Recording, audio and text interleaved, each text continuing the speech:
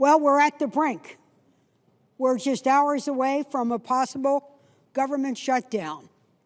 All over my state and all over the nation, there are very devoted federal employees who are wondering to hear, are they going to be called non-essential?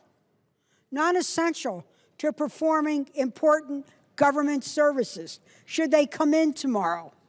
People who've applied for small business loans, are those loans going to be processed? People who've applied for student loans, are they going to be processed? What's going to happen to the Weather Service? What's going to happen at NIH? What's going to happen at the Food and Drug Administration, where people stand sentry over the safety of our food supply and our drug supply?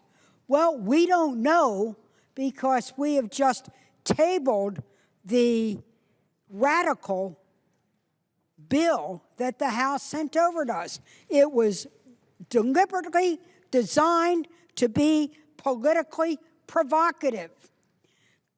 Continuing resolutions were always about disputes over money. They were not about political, ideological viewpoints over past legislation.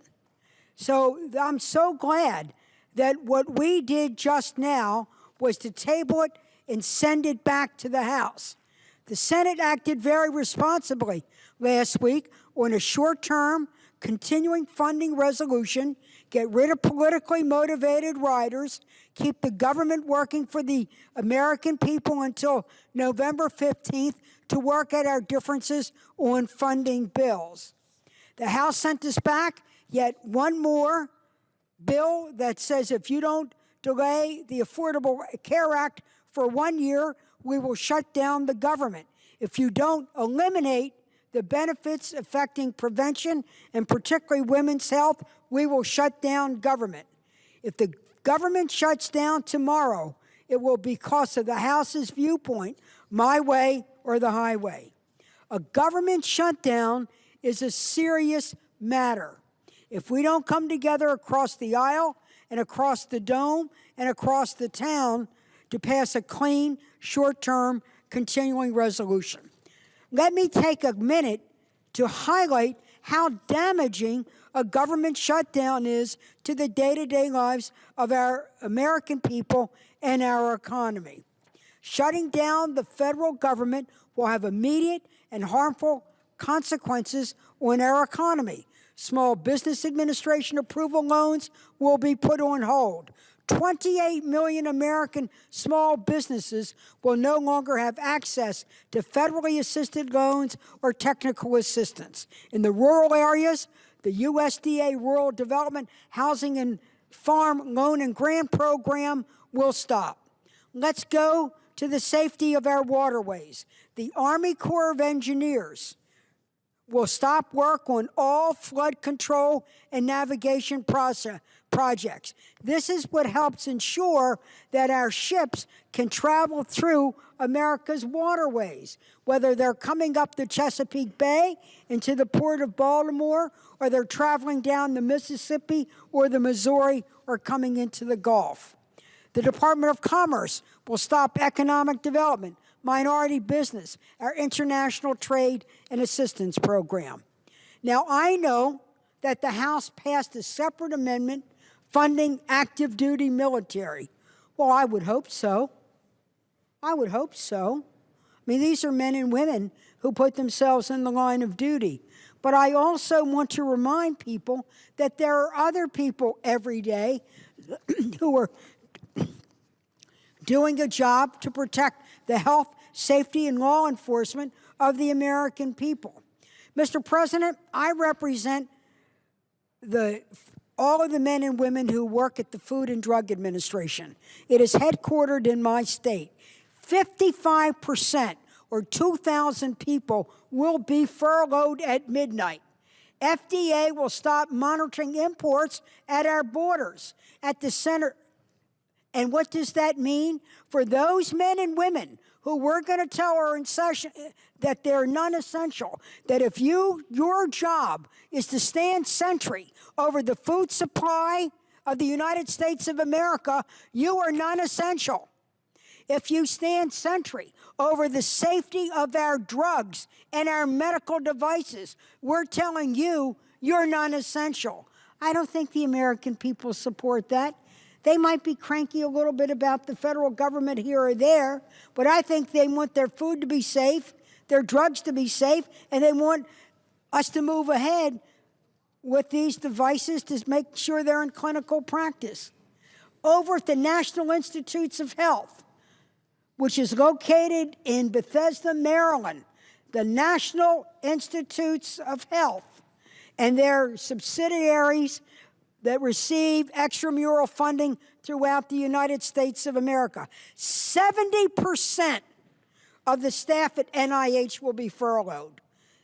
70% of the 10,000 men and women who work at NIH will be furloughed at midnight.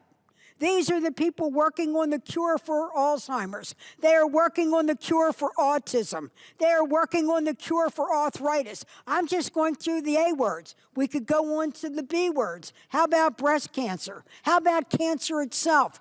Last year, when the NIH announced that cancer rates in America had been reduced by 15%, instead of pinning medals on the people at NIH and the private sector who work with us on important drugs and biological products, we announced sequester.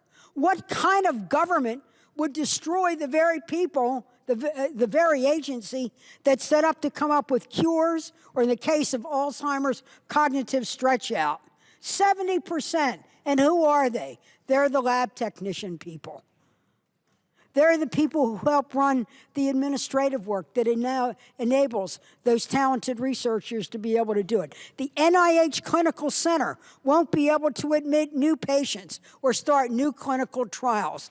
The NIH Clinical Center is a hospital at NIH. You don't come in there unless you are really sick and unless you're really desperate and unless you really have no place to go. You come in with no hope. That's what they've nicknamed NIH around America. Not the National Institutes of Health, but the National Institutes of Hope. That somewhere, what they're doing today is going to lead to solving your problem tomorrow. Why are we furloughing 70%? And not only are we furloughing them, we're saying bye-bye for now, you're non-essential. Well, I think they're crucial. I think they're not only essential, but I think they're crucial. So I don't worry about really what our priorities are. Then you go into the weather forecasters. Oh, they'll be on their job. They're located in my state too. You might say, well, do you have any people work in the private sector? People in Maryland work in the private sector because of the public sector. Our law enforcement, our FBI, they'll be on the job. They're in the line of fire too, but they'll be getting paid an IOU. Instead of IOU, we should say to the FBI and to our border control and to our marshals chasing sexual predators and human traffickers, not that I owe you, but we owe you a debt of gratitude. We owe you getting your pay on time. We shouldn't delay the fact that you haven't gotten a cost of living for 3 years, and we shouldn't be dancing around with ideological motivated shutdowns. Social Security checks will go out, but 18,000 people who visit a Social Security office will find that they're understaffed. On the average, 500,000 people call Social Security every day. They're going to get either no answer or a business signal. Mr. President, I could go on and on about what the consequences of a shutdown are. We really cannot do that. So I say to my colleagues on the other side of the dome, please, let's pass a clean CR. Let's pass it to November 15th. Let's negotiate on a middle ground number.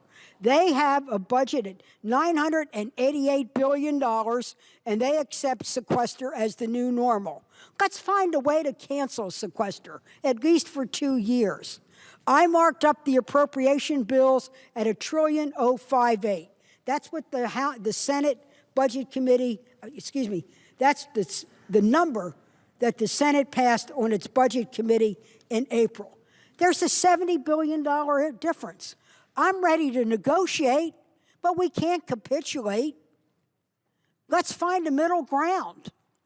There was a great American general and a great statesman and a real American icon, Colin Powell. Over and over and over again, he would say during the Reagan administration, let's find that sensible center. Let's find that sensible center. Let's avoid a shutdown. Let's stop playing slam down politics.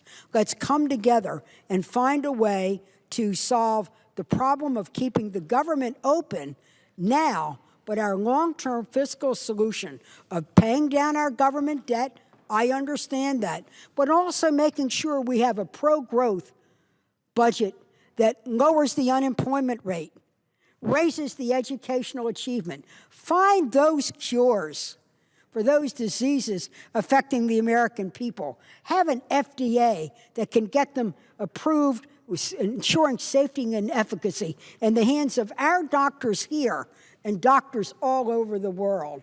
Let's make sure when we talk about American exceptionalism, we know where it comes from.